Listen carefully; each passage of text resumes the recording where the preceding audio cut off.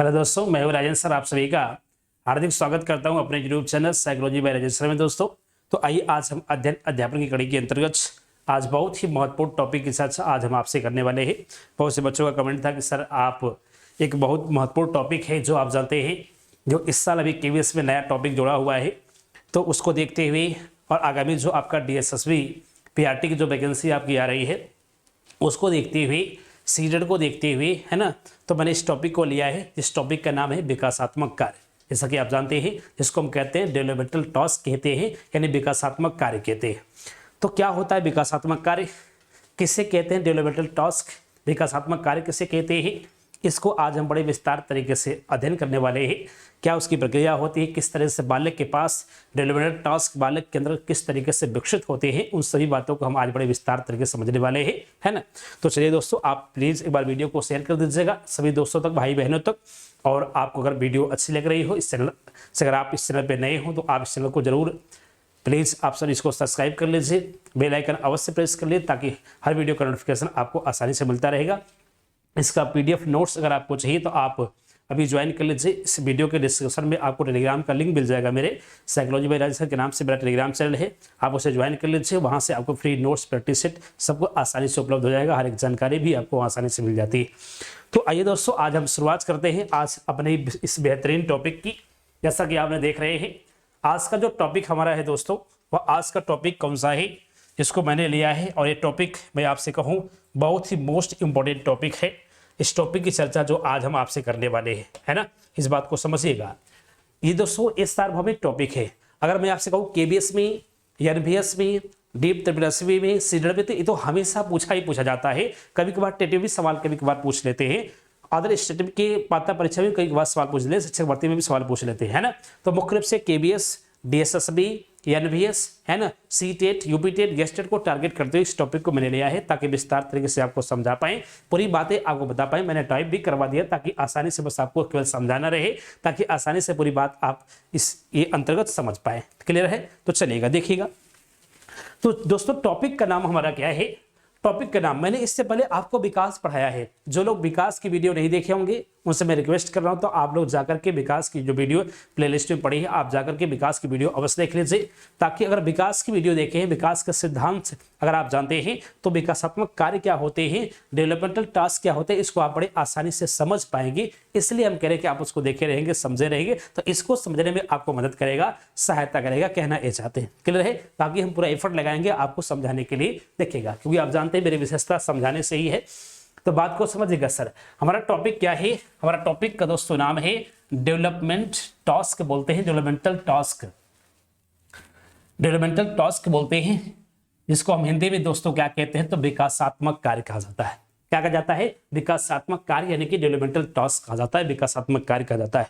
अच्छा, एक लाइन में थोड़ा समझिएगा क्या है विकासात्मक कार्य। आप जानते हैं मेरी विशेषता है आपको मनोविज्ञान समझाने का आपके दैनिक जीवन परिवेश में, क्योंकि दोस्तों मैं कहता हूं कि मनोविज्ञान केवल विषय वस्तु नहीं बल्कि हमारे जीवन का हिस्सा है। तो जीवन का हिस्सा है तो जीवन में दिखाई देना चाहिए। आइए मैं आपको साक्षात दिखाता हूं कि कहां है डेवलपमेंटल टास्क, हमारे जीवन के अंतर्गत कहां दिखाई दे रहा है। उस बात को पहले एक बेसिक समझ हमारे तरीके से, आप जानते हैं हम जब भी एग्जाम्पल देते हैं तो दैनिक जीवन परिवेश से जोड़ करके देते हैं, आपकी लाइफ से जोड़ करके, जीवन से जोड़कर देते हैं, ताकि आप आसानी से उसको देख पाए, महसूस कर पाए, तो आसानी से आपको बातें समझ में आ जाती है ना। तो देखिएगा किसे कहते हैं डेवलपमेंटल टास्क, एक बेसिक एग्जांपल के साथ समझिएगा। जैसे आपने देखा होगा, मैं एक छोटी सी बात बताता हूं। हमारे एक बड़े प्रिय मित्रों में से एक है, और जो है कि उसका नाम उमेश चंद जी है, और प्राथमिक में आपके 69 में चयनित भी है। मैंने एक दिन को एक सर कहानी बता रहे, ऐसा नहीं, उसी माध्यम से मेरा टॉपिक आपको बिल्कुल क्लियर हो जाएगा। मैंने एक दिन फोन किया, उनके 2 बच्चे हैं, तो मैंने फोन किया उनको, तो उनसे बातचीत होने लगी। बोला कि अरे अब जो आपका पहला लड़का है, पिछले साल भर पहले की बात है, तो उन्होंने कहा कि हाँ बिल्कुल। हम कह अरे बच्चा कैसे है, तो कह रहे अरे ठीक है, बिल्कुल मस्त है, अच्छा है। फिर मैंने उसके कुछ अगली बात उनसे पूछा कि अरे अब तो आपका लड़का चलने लगा होगा, बोलने लगा होगा। कह रहे कि हाँ अभी नहीं, ऐसा नहीं है, लेकिन हाँ अब थोड़ा थोड़ा चलने का प्रयास कर रहा है, अब चल रहा है, थोड़ा थोड़ा बोलने का प्रयास कर रहा है। अच्छा, आप कहेंगे सर इसका, इस बात का इस टॉपिक से क्या संबंध है सर। मैं आपसे एक लाइन में दोस्तों अगर समझाऊं, आप सुन के अजीब लगेगा दोस्तों, यही है विकासात्मक कार्य। यही है डेवलपमेंटल टास्क। अब कहें सर ये क्या है? दोस्तों यही है विकासात्मक कार्य। इसका मतलब क्या है? इसका मतलब यह है दोस्तों कि आप जानते हैं जब बालक का विकास शुरुआत होता है मां के गर्भ से, जब बालक का जन्म हो जाता है, और बालक आप जानते हैं बालक का विकास आजीवन चलने वाली प्रक्रिया है, निरंतर चलने वाली प्रक्रिया है। तो बालक के जन्म लेने के बाद से लेकर के जब तक बालक जीवित रहता है, हर अवस्थाओं से कई अवस्थाओं से बालक अपने दैनिक जीवन परिवेश में गुजरता है। तो इसकी एकदम सिंपल भाषा में परिभाषा ये हो सकती है सर कि हमारे समाज द्वारा बालक की हर अवस्थाओं में, हमारे समाज द्वारा बालक की हर अवस्थाओं में की गई उम्मीद ही दोस्तों क्या कहलाती है? विकासात्मक कार्य कहलाती है। इसका मतलब क्या? अभी आप नहीं समझोगे। इसका मतलब ये है सर कि अगर कोई 10 वर्ष का बालक है तो 10 वर्ष का बालक के अंतर्गत कौन कौन से विकास हो जाने चाहिए, हमारा समाज उस 10 वर्ष के बालक से क्या क्या एक्सपेक्ट करता है, हमारा समाज उस 10 वर्ष के बालक से क्या क्या उम्मीदें करता है, वो उस बालक के अंदर अगर डेवलपमेंट हो गया है दोस्तों, उसी को हमारा क्या कहते हैं? विकासात्मक कार्य कहते हैं। बात क्लियर है? क्या कहना चाहते हैं? इसका मतलब क्या है कि जो बालक का, सिंपल भाषा में समझिए, बालक की उम्र के अनुसार, बालक के विकास के अनुसार बालक के शरीर के अंदर कार्य करने की क्षमताएं धीमे धीमे डेवलपमेंट होती है, और जो बालक अपने उम्र के अनुसार बालक के शरीर के अंदर कार्य करने की क्षमताएं डेवलपमेंट होती है, विकसित होती हैं दोस्तों, उसी को हम और आप दोस्तों क्या कहते हैं? विकासात्मक कार्य कहते हैं, डेवलपमेंटल टास्क कहा जाता है। बात क्लियर है? उम्मीद करते हैं अब आप मेरी बात को समझ गए होंगे हम कहना क्या चाहते हैं। क्लियर है? यानी कि समाज द्वारा बालक से जो समय समय पर उम्मीदें की जाती हैं, और उस समय समय पर जिस समय बालक से जो उम्मीद की जाए वह विशेषता बालक के अंदर विकसित हो चुकी हो, डेवलपमेंट हो चुकी हो दोस्तों, वही क्या कहलाता है? विकासात्मक कार्य कहलाता है। एक छोटा सा एग्जाम्पल लीजिए, क्या कक्षा 2 के बालक को पाइथागोरस प्रमेय सिखा सकते हैं क्या? नहीं, क्योंकि सर कक्षा 2 से बालक की से हम यह उम्मीद नहीं कर सकते हैं कि पाइथागोरस प्रमेय बालक सीख पाएगा, क्योंकि अभी बालक का डेवलपमेंटल टास्क विकसित नहीं हुआ है, यानी उस विषय वस्तु के लिए बालक के अंतर्गत विकास नहीं हुआ है। बात क्लियर है? एक और बात जान लीजिए, अगर विकासात्मक कार्य की बात करें तो किस तरीके से डेवलपमेंट होता है, तो बालक के पास बालक की उम्र के हिसाब से होता है। जैसे से बालक की उम्र बढ़ती है वैसे वैसे बालक के अंदर विकासात्मक कार्य, डेवलपमेंटल टास्क बालक के अंदर धीमे धीमे विकसित होते रहते हैं या विकसित हो जाते हैं। बात क्लियर है? अब आप उम्मीद करते हैं आप समझ होंगे किसे कहते हैं विकासात्मक कार्य। तो आइए, ये तो मैंने आपको व्यवहारिक भाषा में आपको समझा रहा था, एक एक बात को हम आपको स्पष्ट करते हैं।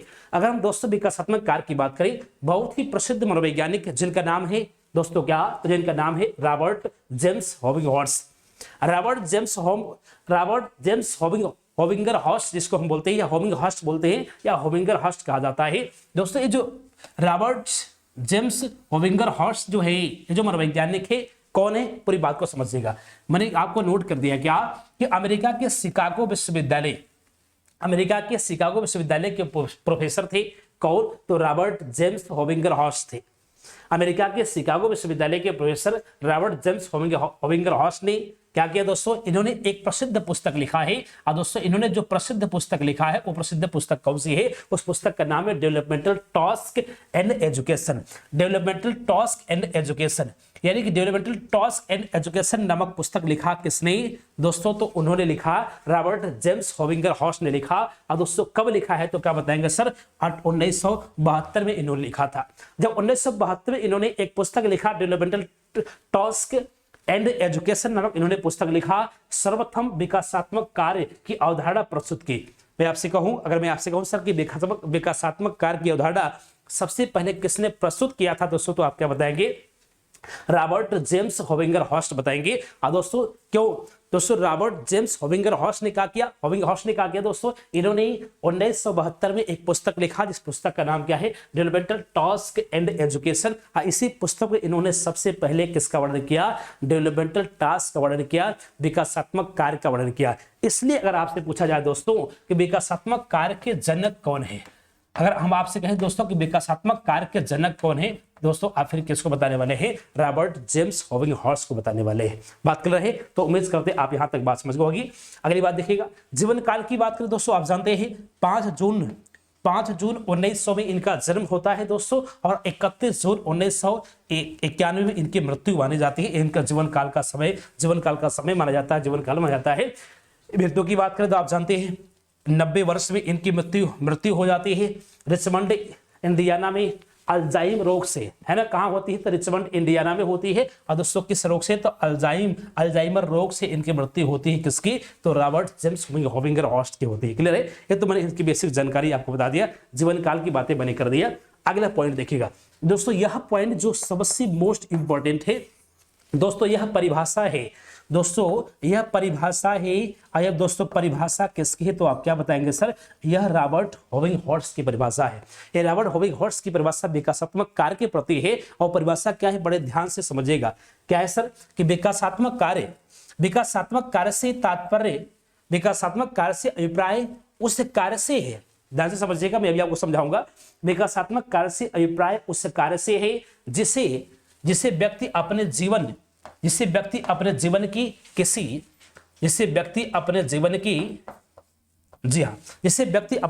किसी एक अवस्था में करते हुए देखा जाता है। इन कार्यों का सफल संपादन जहां उसे आनंद प्रदान करके आगे के विकासात्मक कार्यों के सफल संपादन की ओर ले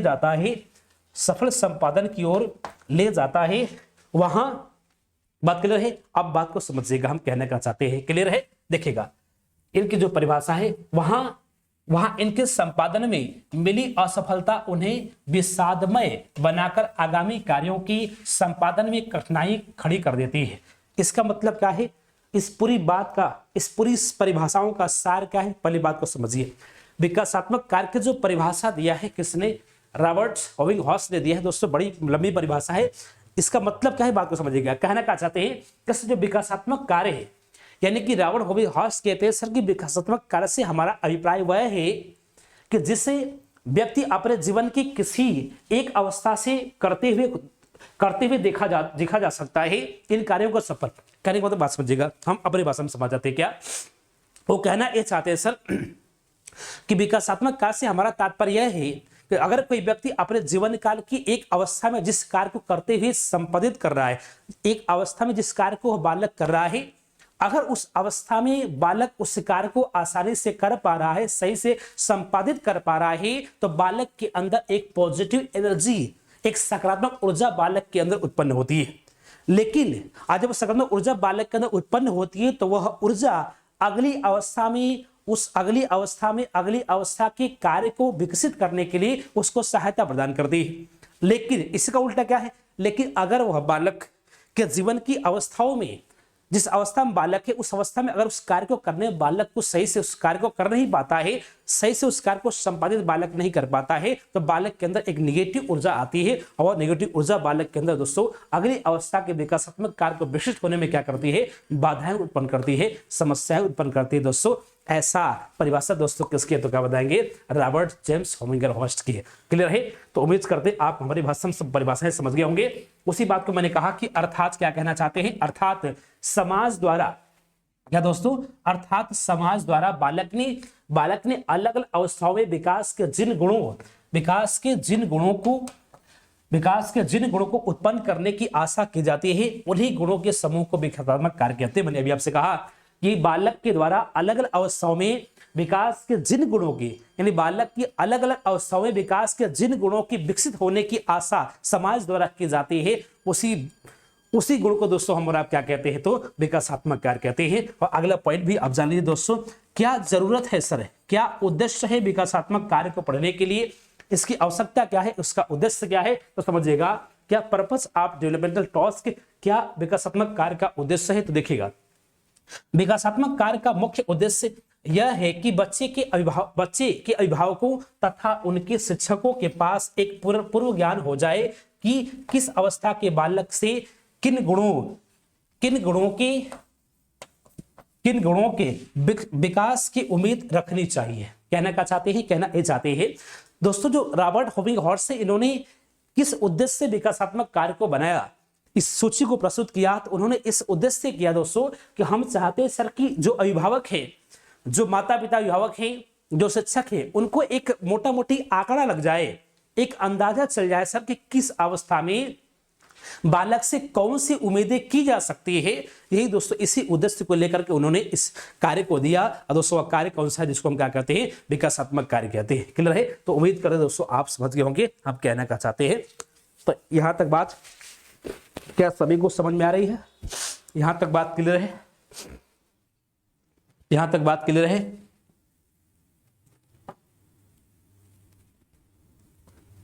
चलिए देखिएगा, अगला पॉइंट देखिएगा, इसके बाद क्या होता है देखिए।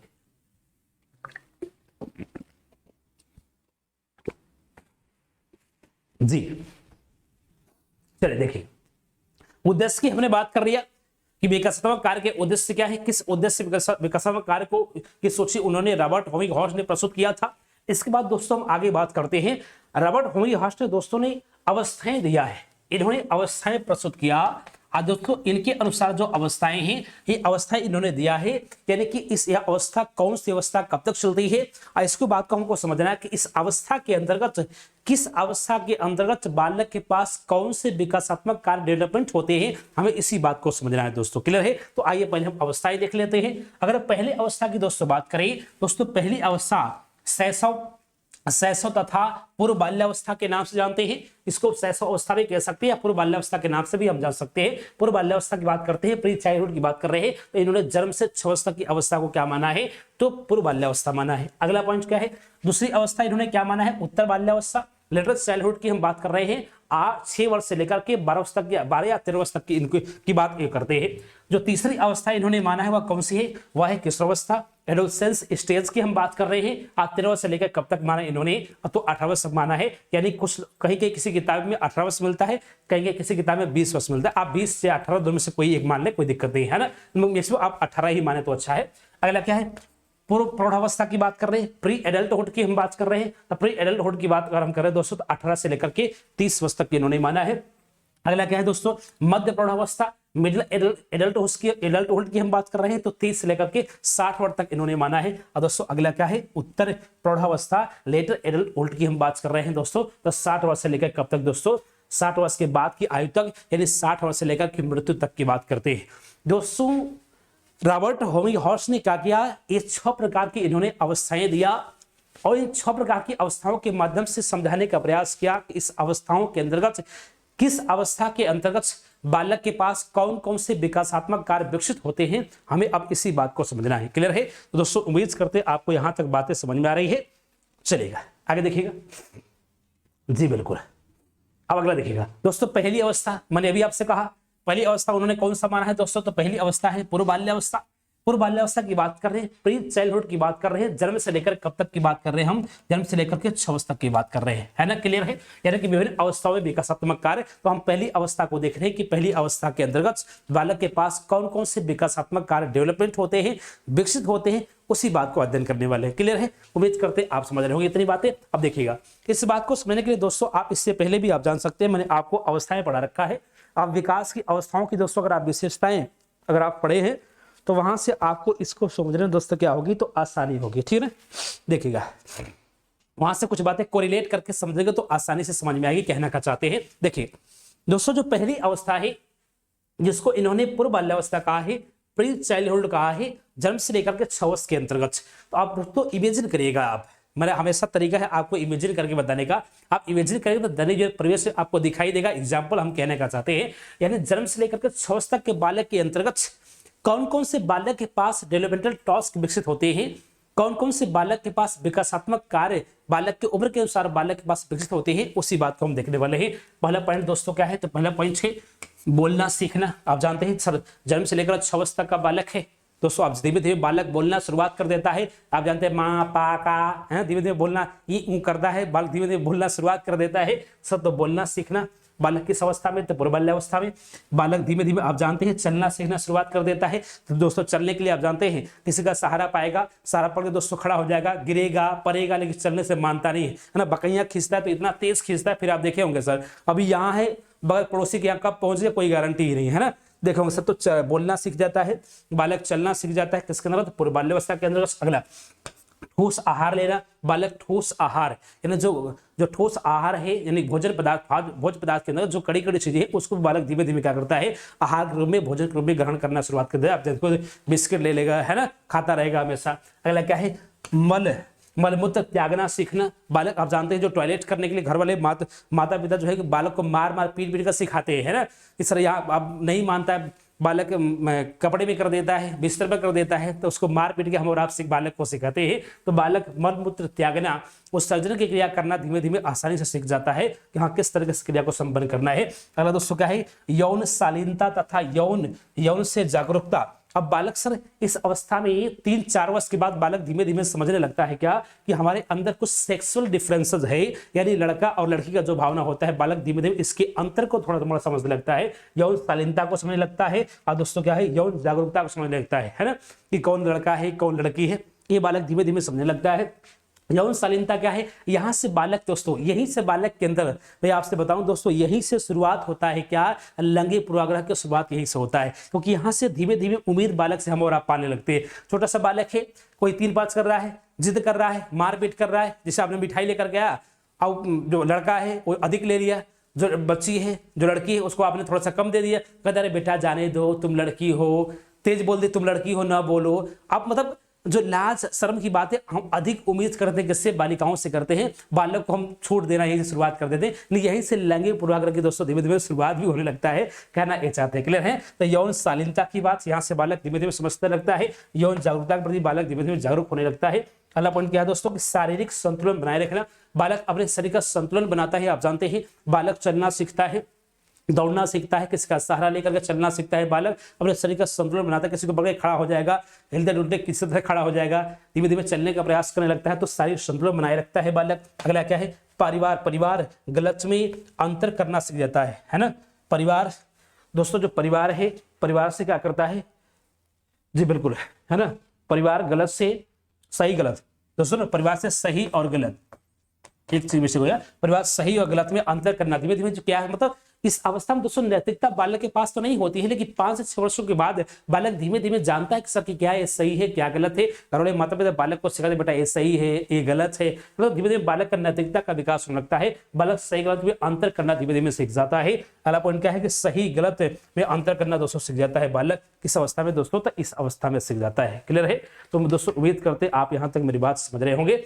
अगला पॉइंट देखिएगा जी, अगला पॉइंट क्या है, आप इसके अंतर्गत क्या है, मैंने अभी आपसे चर्चा किया क्या कि इस अवस्था पूर्व बाल्यावस्था के अंतर्गत दोस्तों इतने कार्य हैं जो बालक के पास क्या होते हैं, विकसित हो जाते हैं, डेवलपमेंट हो जाते हैं, डेवलपमेंट टास्क के रूप में, विकासात्मक कार्य के रूप में। क्लियर, एक पॉइंट और इसमें छोड़ गया है, मैं इसमें ऐड कर देना चाहता हूं, परिवार से संवेगात्मक रूप से जुड़ना। परिवार से संवेगात्मक रूप से जुड़ना, जी हाँ, परिवार से संवेगात्मक रूप से जुड़ना।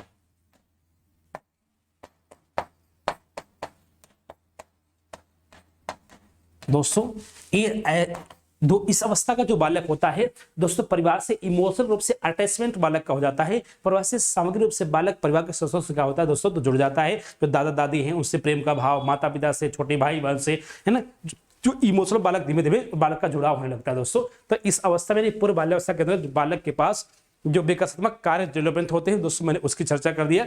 आइएगा अगला पॉइंट क्या है दोस्तों, अगला पॉइंट दोस्तों हमारे सामने है उत्तर बाल्यावस्था, यानी कि उत्तर बाल्यावस्था के अंदर बालक के पास कौन कौन थे, वातावरण के अनुकूलन उसी में था, वातावरण के अनुकूलन व सरलतम शब्दों से सीखना शुरुआत कर देता है बालक पूर्व बाल्यावस्था के अंदर। अलग है उत्तर बाल्यावस्था के अंतर्गत, यानी 6 से जो 12 वर्ष तक का बालक है, इसकी बालक के अंतर्गत यानी कि लेटर चाइल्डहुड बालक के अंतर्गत कौन कौन से विकासात्मक कार्य विकसित होते हैं उसकी बात करते हैं दोस्तों। पहला क्या है, विभिन्न खेलों के लिए समझ एवं कौशल विकसित करना। आप जानते हैं अलग अलग खेल, यही दोस्तों पूर्व बाल्य उत्तर बाल्यावस्था है। आप जानते हैं स्ट्रेंग का कथन, स्ट्रेंग ने कहा सर कि दुनिया का ऐसा कोई खेल नहीं जो 10 वर्ष का बालक न खेलता हो, तो सबसे अधिक बालक खेलता है। तो खेलों के प्रति बालक जानते समझ विकसित करने लगता है, कौशल कुछ क्रिया कौशल बालक विकसित करने लगता है अपने पास, अपने साथी अपने हम उम्र साथियों के साथ मित्रता का भाव एवं समूह निर्माण। आप जानते हैं बालक समूह में रहना पसंद करता है, दोस्ती करना बालक समूह पसंद करता है, बालक समूह का निर्माण करता है, एक छोटे समूह का दोस्तों सदस्य बन जाता है बालक। इस अवस्था के अंतर्गत लिंग के अनुसार व्यवहार करना शुरुआत कर देता है, यानी लड़के और लड़कियों के प्रति यदि जब जान जाता है कि लड़का है लड़की है तो लिंग के अनुसार बालक क्या करता है, धीमे धीमे व्यवहार करना शुरुआत करता है ना। लड़कों का समूह है तो लड़कियां कोई आ जाए तो भगाना शुरुआत कर देगा, नहीं तो हट जाओ तुम लड़की हो।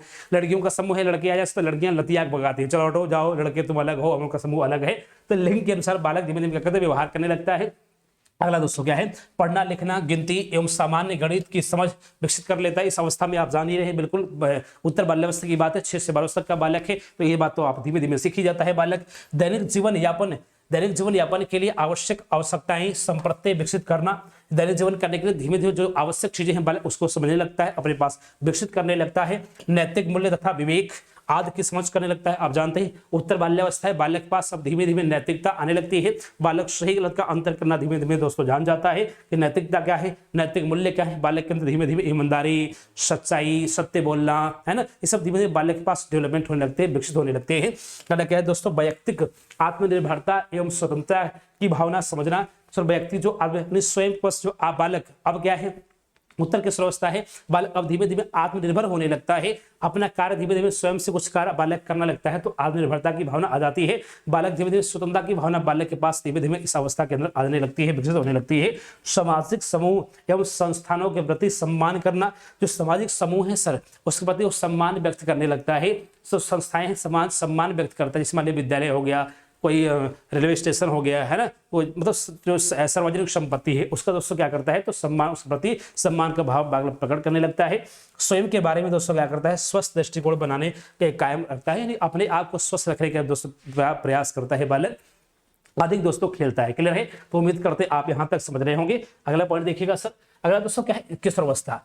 आप जानते हैं इसी उत्तर बाल्यावस्था के अंदर क्या तर्क, चिंतन, समस्या समाधान संबंधित क्षमताओं का विकास हो जाता है। इससे पहली वाली अवस्था में यानी कि उत्तर बाल्यावस्था के अंदर दोस्तों अगली अवस्था क्या है, तीसरी अवस्था उन्होंने बताया है, कौन सा, तो किशोरावस्था, एडोलसेंस हम बोलते हैं सो, तो 13 से 18 वर्ष के बीच। और दोस्तों 13 से 18 वर्ष के बीच का जो बालक है दोस्तों उसके अंदर कौन कौन से विकासात्मक कार्य विकसित हो जाते हैं, उसी बात को हम देखते हैं। पहला क्या है दोस्तों, क्या है कि दोनों लिंगों की हम उम्र व्यक्तियों के साथ परिपक्व एवं अस्थायी संबंध स्थापित करके, कहने का मतलब क्या है कि इस अवस्था में बालक के पास क्या होता है, तो लिंग परिपक्वता हो जाती है। बालक यानी बालक बालिकाओं के अंदर किशोर और किशोरी बनने का गुण प्राप्त हो जाता है, और बालक यौन संबंध बनाने के लिए दोस्तों क्या होता है, स्थापित हो जाता है, यानी कि परिपक्व हो जाता है, कहना चाहते हैं। अगला प्रसोचित, और दोस्तों क्या बोलते हैं इसको, हम स्त्रियोचित बोलते हैं, यानी कि बालक के अंदर, है ना, मेंस्ट्रुएशन साइकिल आप अच्छी तरीके से जानते हैं, फीमेल के अंदर यानी बालक बालिकाओं के अंदर जो किशोर किशोरी बनने का गुण प्राप्त होता है, यहाँ से दोस्तों शुरुआत हो जाता है, कहना चाहते हैं। अगला क्या है, माता पिता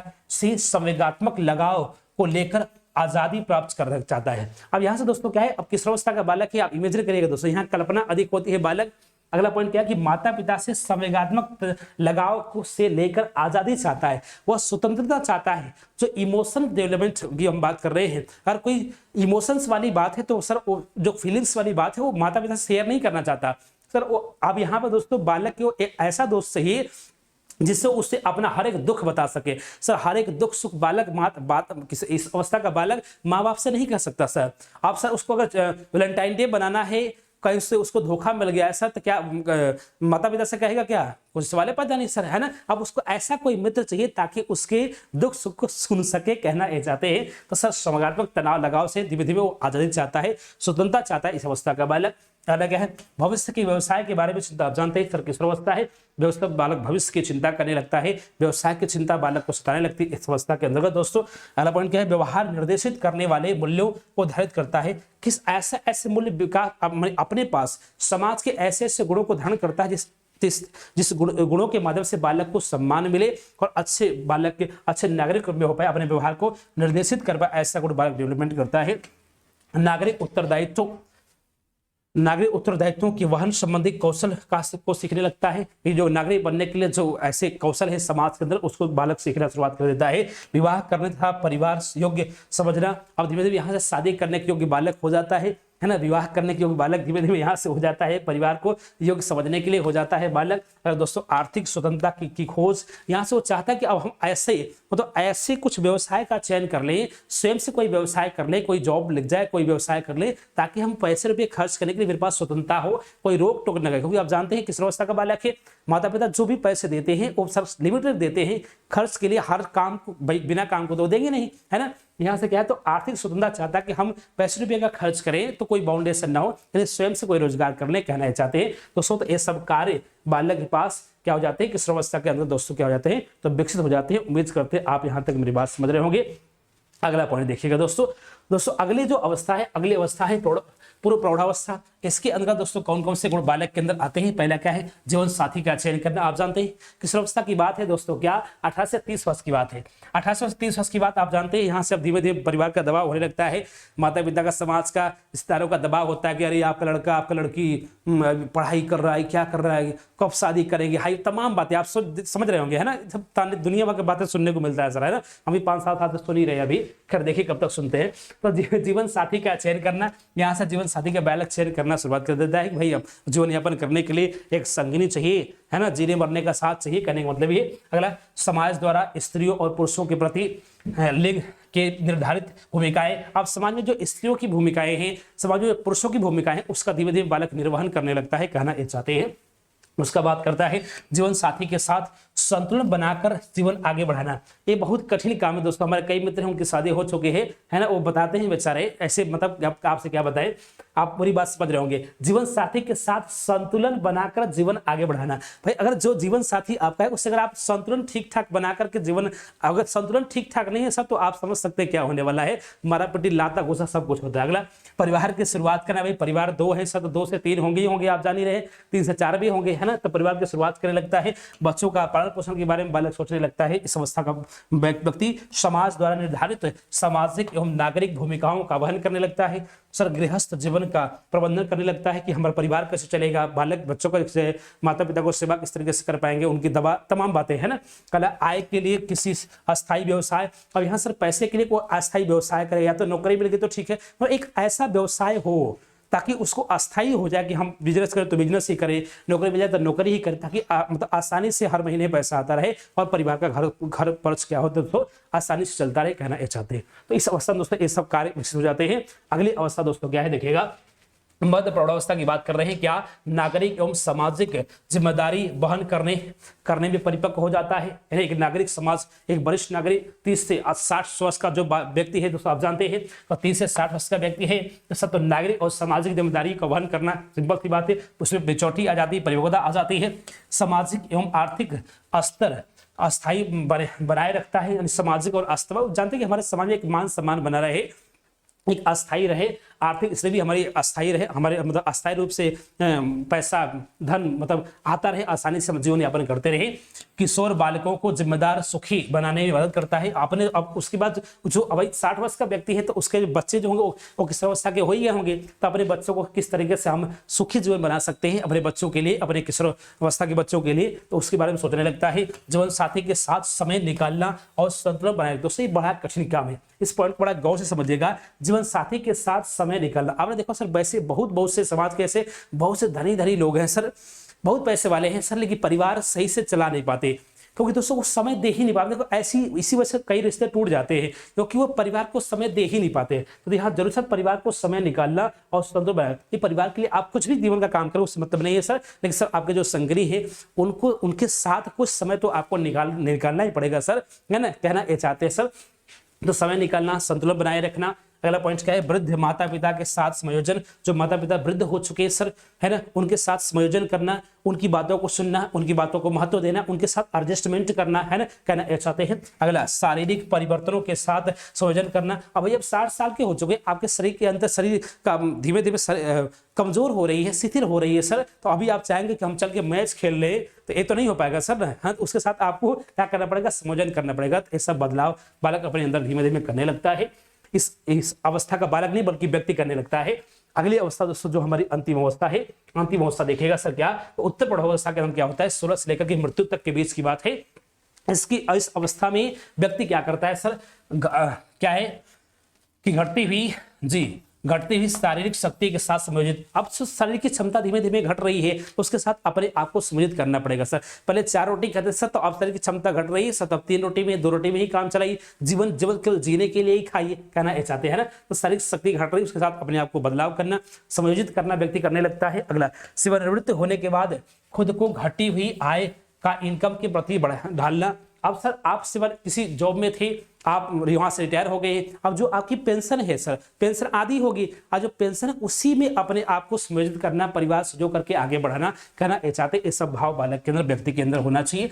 जीवन साथी के मृत्यु के एक बहुत इंपॉर्टेंट पॉइंट है सर, जीवन साथी की मृत्यु होने पर जीवन में संयोजन करना। आप जानते हैं ऐसे बहुत से व्यक्ति हैं सर, अब सर 60 वर्ष की बात है। अब जो जीवन साथी चाहे पति हो, पत्नी मर जाए, है ना, चाहे पत्नी के जो पति हो उनकी डेथ हो जाए, तो भाई किसी एक की अगर मृत्यु हो जाती है तो आप जानते हैं उसके साथ आपको क्या करना पड़ेगा, जीवन में दोस्तों समायोजन करना पड़ेगा, अपने आप को एडजस्टमेंट करना पड़ेगा, अपने बच्चों के साथ, अपने माता पिता के साथ, उसके साथ अपने आप को भुलवाना पड़ेगा कि हाँ भाई कोई बात नहीं, ये तो परम सत्य मृत्यु आप जानते हैं अंतिम सत्य होती है, कहना।